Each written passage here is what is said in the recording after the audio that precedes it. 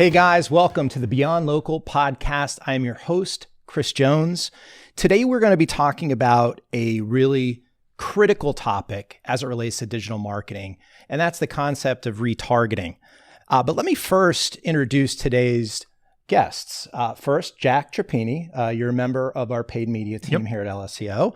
And we are blessed with the head of paid media, Mark Dymond. Welcome, guys. Hey, thanks, everyone. Kris. So in thinking about this topic, and you know how we do these podcasts, right? So LSEO has a blog, and we put out a lot of long-form authoritative content on these topics to help educate you. And Jack wrote one just back in May, right, Jack? And in preparing for this, I really wanted to just get your attention, right? So here's why retargeting is so important. 2% of website visitors convert during their first visit. 2%. 72% of online shoppers abandon their shopping cart, and only 8% of those lost consumers return to complete the purchase. The math is not good there. This is a very important topic. And then finally, retargeted ads are 76% more likely to get clicks on Facebook than regular ad campaigns. Before we go into the questioning, I will say that these guys know that retargeting is really as important to your digital marketing success as anything we offer. Don't you agree? Right, yeah, 100%. And Mark, this is something we talk about as like the starting point of any paid media campaign. Are they doing retargeting? Why? Because this is the campaign that is going to outperform all of the others, right? Yeah, it's an absolute must. Right? Yeah, totally. It's the starting point. So Jack, let's start with you. Like, what is the purpose of Facebook retargeting? Right. The purpose of Facebook retargeting is to get people back to your website, regardless of what action you want them to sign up for. If it's to buy an item, sign up for your email list, or just to fill out a simple form. So it's people who already engaged with your brand, but you just want to remind them to complete an action. These are this from a consumer point of view, this is when the ads follow us. Correct? Yeah, that's the scary part. We wonder if we have to click something, or if somehow like Amazon Alexa is listening to us and everything else, and all this information is being used to track us. Right. Well, you don't know if they are listening, but you never know.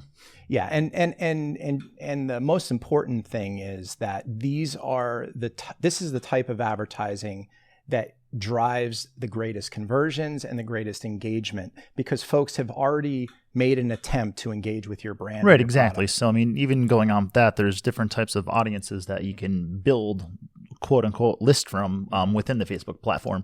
So basically, like I said before, it's website visitors, anybody who's been to your site, you want them to get back. Next, there would be anybody who engaged with your Facebook page, whether if it's they like an ad, comment on your page, or they shared it. It's just called Engage with Facebook, or so if they even didn't go to your website, you can still get them back to your website as long as they're familiar. Email lists are another great one. So anybody that has signed up with your service before, and if you want to pitch them a new product, you can just move them further along your sales funnel. Then there's anybody who attended events. Then there's anybody who's like, which would be more classic retargeting, the sales intent. So anybody who's added an item to a cart, initiated a checkout but left, or bought an item and you want to show them something similar. Those would be like all the different types of retargeting that you could build list for. One of the more sort of common ideas around retargeting is shopping cart abandonment. So what is shopping cart abandonment, and how prevalent is it? Yeah, sure. So it's when people go to your website, they're adding whatever product it is to their cart. They go to the checkout. They don't complete the checkout though, so it doesn't turn into a sale. They just bounce off the page, probably never did return. So it's really important that you have the remarketing set up from a Facebook perspective, because those ads are literally going to follow them around. If they looked at a specific product on your site, we could have that specific product show up in their Facebook and Instagram timeline, or on the side of their news feed there.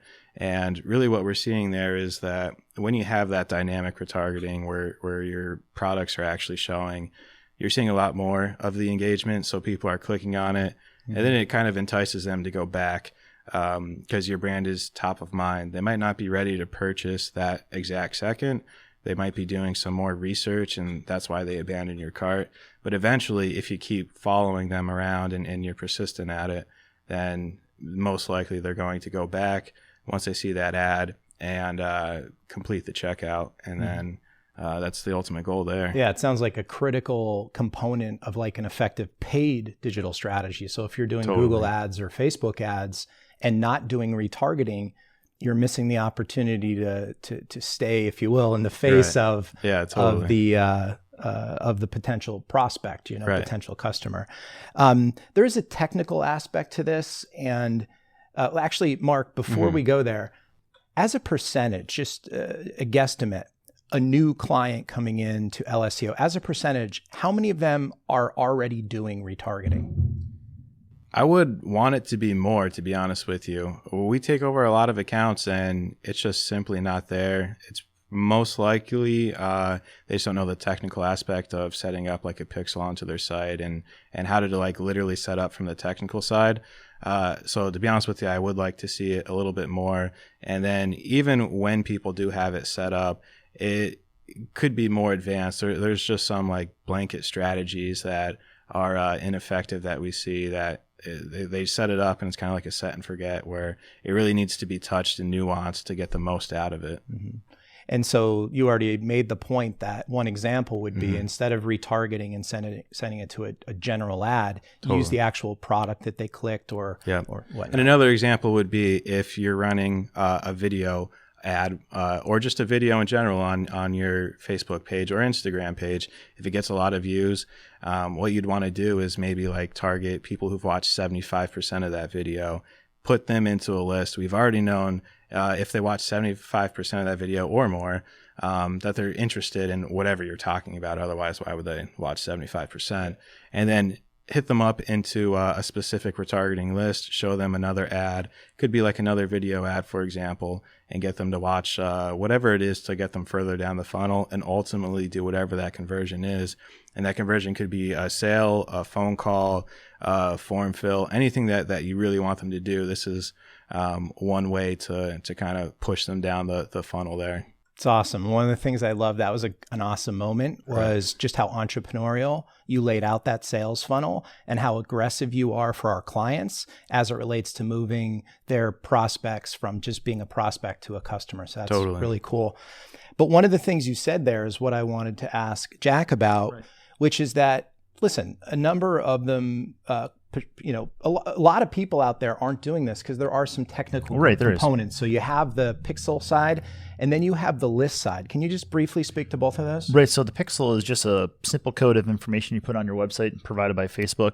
And depending on what platform you are, it could be really simple to install or it could be multiple steps. So technical, it's not too hard, but still very necessary because without the pixel, you have no retargeting. Yeah. So if you are intimidated by placing a pixel, find someone to place it for you. Don't not do retargeting because of your inexperience with that sort of technical requirement. So you talked about lists as well. Right. Yeah. So that's more of like some of the internal audiences from Facebook, like the people who watched your videos, your engage with your Facebook page. Those are going to be your warmest audiences. So you're going to want to hit those up, not say the hardest, but even if you have, they've seen the ad the most versus a cold audience, they're still on top of the funnel there instead of going after the cold audience. Even with the email list and some of the external events, they are still better suited audiences than a cold audience to bring into your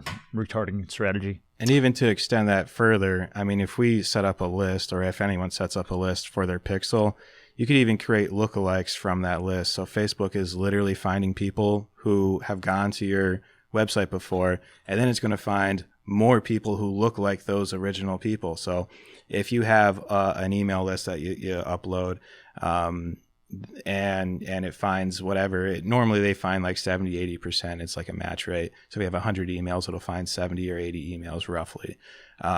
You could also set up that lookalike, so you could find literally millions of more people that look like that list or look like that website remarketing traffic. It's awesome. Actually, this question is going to be for both you guys. We'll start with Jack. I think one of the things you could already hear it, like I could hear you guys in my ear that, this does require experience and skill and professionalism. And obviously you guys are experts. That's why you're on today's episode. But one of the areas that I think that you guys really excel at, you guys, and by the way, this is a team, your team has won, US search awards for your work. So these guys are the real deal.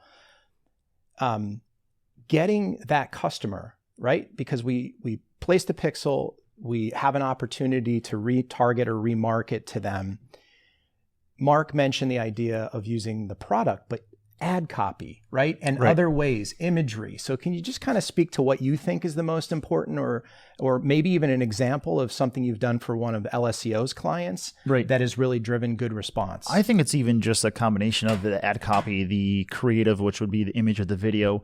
Because basically, if you're, say, for even lead generation for LSEO, you're going to want to pitch something to them like, oh, are you having trouble with marketing your business? Well, hopefully they say yes, and they go to the website, but maybe they're a little scared about filling out the form, or something doesn't jive on the landing page.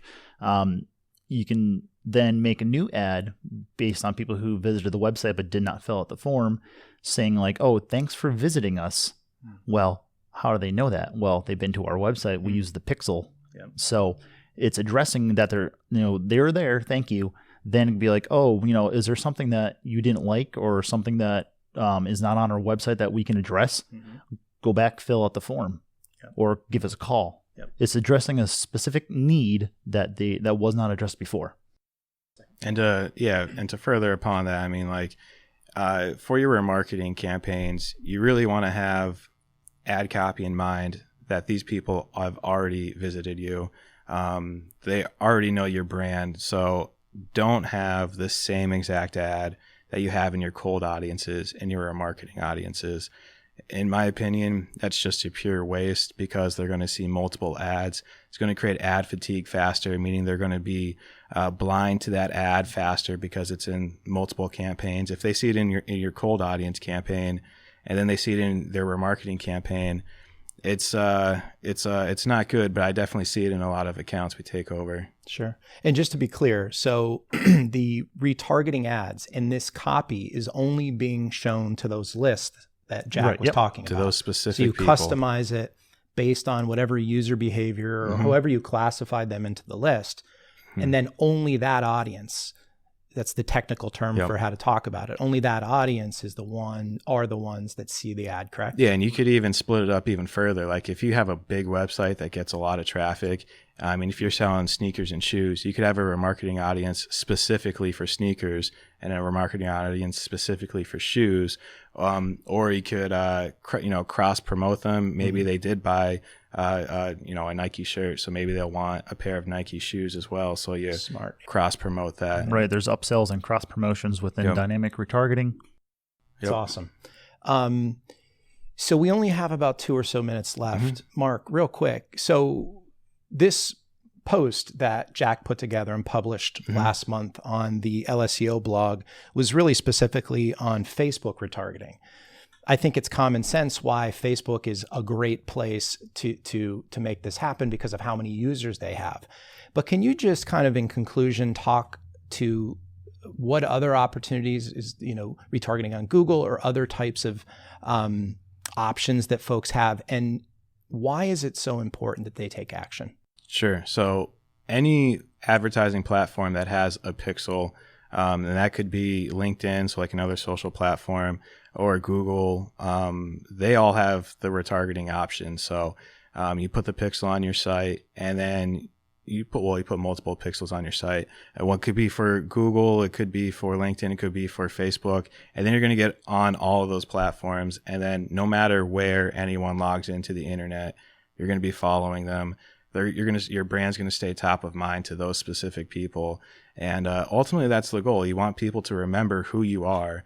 In the sea of other companies that are doing the exact same thing, it's really important to stand out.